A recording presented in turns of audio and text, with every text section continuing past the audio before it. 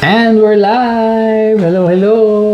Magandang gabi po sa inyong lahat. Magandang araw po sa ating sa Pilipinas. At saan man tayong lupalop ng mundo na nanonood. Manonood. Oo. So, it's us again, June and Shine, coming to you live from North Carolina, USA. Kamusta po ang inyong araw? We hope na naging okay naman ang araw nyo. At sa mga mag-uumpisa pa lang, we hope na maging maganda, maging productive yung ating araw ngayon. And speaking of productive, yun ang ating magiging topic for tonight. Yeah. Sige. So, how are we, we are going to discuss the difference between busy versus productive. So, it's like working smarter, not harder. Working harder. Yeah. Oo, kasi many of us feel like we're constantly working but not making real progress. So tonight we will be sharing to you, or we will discuss this topic to you so that you can learn, we can learn from you also how to work smarter and not harder. So unang-una, let's define what is busy versus productive. So what does it mean to be busy? Busy-busyhan. Yeah, like when you say you're busy when you are doing a lot but with little focus on impactful outcomes. Like, kunwari dun sa mga nasa corporate job, diba? They are answering emails all day, multitasking on low priority tasks. So, minsan, being busy often gives us the illusion of progress but leads to burnout eventually. Diba? And then, what is productive? Productive is yung gumagawa ka ng something more that adds value to your job or to a problem or to an activity. So katulad ng sinabi namin kanina, sa pagiging busy, sometimes we multitask on a low priority, but when you are productive, you are focusing on high priority, high impact activities that align with your goals. So like completing a project milestone, diba? Or like delegating tasks to free up time for strategy, diba? Kasi sometimes productivity leads to real progress with less wasted effort. Yeah. So it's like if you know the Pareto principle, that is the 80/20 rule. Like, you focus on the 20% of the task that deliver 80% of the results. So, how are you going to work smarter, not harder? So, ito na yung pinaka-center ng topic natin ngayon. So, first, you need to prioritize high-impact task, diba? So, start each day by identifying your first 1 to 3 priorities. To-do list. Yeah, to-do list. Like, also, you can do a to-do list of urgent versus important tasks. And then third, avoid busy, avoid a busy work. Usually, yun yung parang, is this task moving me closer to my goals or no? Parang something ganon. And then next thing is you have to set boundaries and eliminate distractions. Yeah. So learn to say no to requests that don't align with your goals. So actually, it's okay to say no, especially kung halimbawa hindi mo siya matatapos, or hindi mo siya kayang gawin. Kasi it's better to say no than paasahin mo yung tao na magagawa mo yung isang bagay. Diba? And then next is, you should limit your interruptions. Diba? Like, pagka halimbawang nag-work from home ka, diba? You need to go to a place wherein it's quiet, less distraction, para makapag-focus ka sa work. And then also schedule breaks to recharge and maintain focus. Kasi even though you are working, kunwari yung sa bahay, sa mga nagwo-work from home, you also need to take breaks. Kasi eventually, kumbaga, mababurn out ka din na nakaharap ka lang sa computer. Like, at least, meron ka bang time to recharge din. Kumbaga, matanggal man lang yung mata mo sa screen, ganon, diba? Tayo ka muna. Oo, exercise. Galaw-galaw. Kasi, lakad ng konti. 8 hours ka rin nakaupo, yung varicose natin dyan, diba? O di kaya magiging prone tayo sa DVT, hindi tayo nag-move. So, next thing is you have to manage your time effectively. So, adapt a time blocking schedule. Like, you have to dedicate specific hours to specific tasks. Diba? So, dyan din papasok yung, yun nga,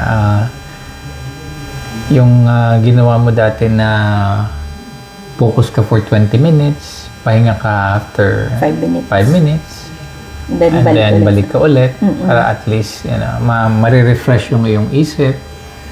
Makakaisip ka ngayon ng mas maganda yata itong gawin or mas makakadagdag itong gagawin ko na to. At least you have some time to think out of your focus. And then next thing is batch similar tasks together. So like if you are working in a corporate job, so usually emails tayo, 'di ba? Emails. So instead of constantly checking your email, so make it by batch. Like check it twice daily. Like i-check mo, answer all the emails on that time na nag-check ka, and then later on again. Pahinga ka ulit. And then, syempre, delegate or automate repetitive task. Yun, malaking bagay po yun. Yung automation. And malaking bagay din yung automation sa business namin. Kasi we can still do the things we love or the things that are important while our business is running on the background. So that's what also makes our online business maybe yung parang unique, not just unique, systematic? yung parang kumbaga ahead siya from all other online businesses, the business automation. Anyway, mabalik tayo. So, syempre, how are you going to work smarter and not harder? You have to embrace the progress, not the perfection, 'di ba? Stop over-analyzing or over-planning, 'di ba? Stop those things. Just take action. Kasi, as we have mentioned, when you overthink too much, like you are wasting your time overthinking of how things should be happening. Diba? Instead of overthinking, like yung time na in-spend mo ng kakaisip kung paano gagawin yung isang bagay, if you dive into it right away, like you are already making progress. Diba? And then, syempre, focus on getting things done rather than perfecting every detail. As we always mention, nobody is perfect. It's okay to make mistakes. And from those mistakes, you can learn. Diba? And then, syempre, we also have to use practical tools and strategies because nowadays, we are in the AI technology, we are in the, ang tawag dyan, yung grabe na yung technology natin, talagang sobrang advanced na. So, why not make Make use use or or take leverage. advantage or leverage the era of ano tawag dyan? Internet, 'di ba? Social media, technology. Yeah. So, yun nga, katulad nung na-mention namin, so in order for you to work smarter, syempre, examples of those tools that you can use is the Google, di ba? Google for researches, use Google Calendar to schedule your, meetings and all, di ba? To organize your tasks. Nandyan din si ChatGPT, si Copilot. Yes. Marami na. Then, you can also use tools like Rescue Time to track productivity and identify time wasters. And then, next practical tool and strategy is reflect and adjust regularly. Diba? We have to spend at 5 minutes daily or weekly evaluating your efforts. Kasi, if you are not checking your progress, if you are not keeping track on the things that you are doing, then you will not know whether you are making progress or not. Or if you are kumbaga parang hindi mo siya matatrack kung ano pa yung mga kailangan mong gawin, ganon. And then, syempre, as you reflect, you ask, did it work? Or why it didn't work? Diba? Or how can I improve next time? So those things you can do that every day in order for you to parang malaman if you have been just you are just in circles, parang yung kung natin kahapon. Or if you are really productive or you're just making yourself busy. Diba? So, maybe just a key takeaways for this discussion. So, being busy doesn't mean being effective, diba? So, we just need to focus on what truly matters by prioritizing, setting boundaries, and managing time. And then, we should also remember that productivity is about working smarter and not harder. Yun. So, siguro habang nagre-reflect din tayo, syempre, it's always good to step back, look at the bigger picture, and, trace natin how does our goal align with the big picture na gusto nating maabot. So, if there's one thing you'll do today sa trabaho nyo, are you going to be smarter or are you going to work harder? So, the choice is yours. We have, ano ba yan? We have shared some tools, some key points for you to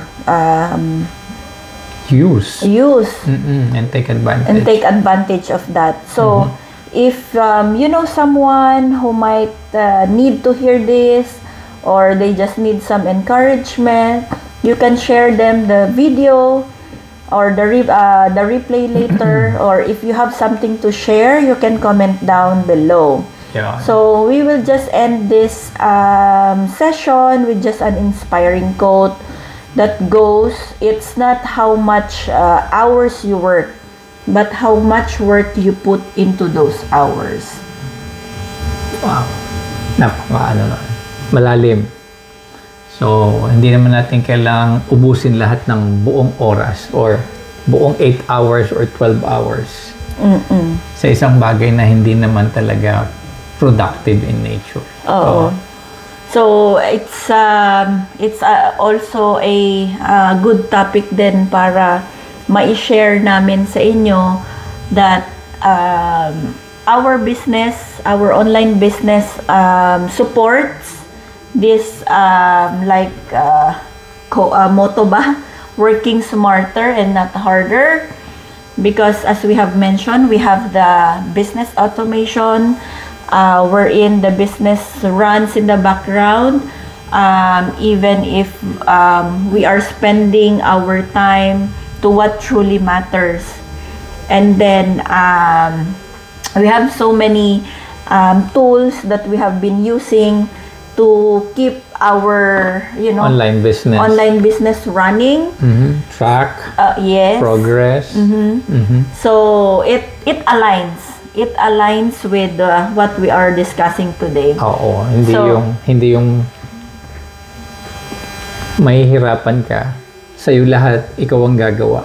Oo, kasi since we are online, we have a online business running, so we don't have that mortar and brick slash traditional businesses that we need to man or that we need to be present, diba? Katulad ng mga traditional businesses na kailangan mo talagang tauhan.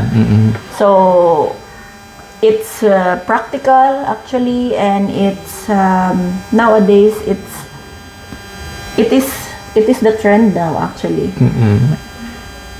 Saka mas easier to manage. Easier to manage. So if you are curious about our online business, you can send us a direct message or click on the link in the description. Yes, and we will revert you back. Yeah. So I think that would be all for tonight. Have a blessed night and good day, everyone, and may God bless us all and all our decisions in life. Thank you po. Thank you po.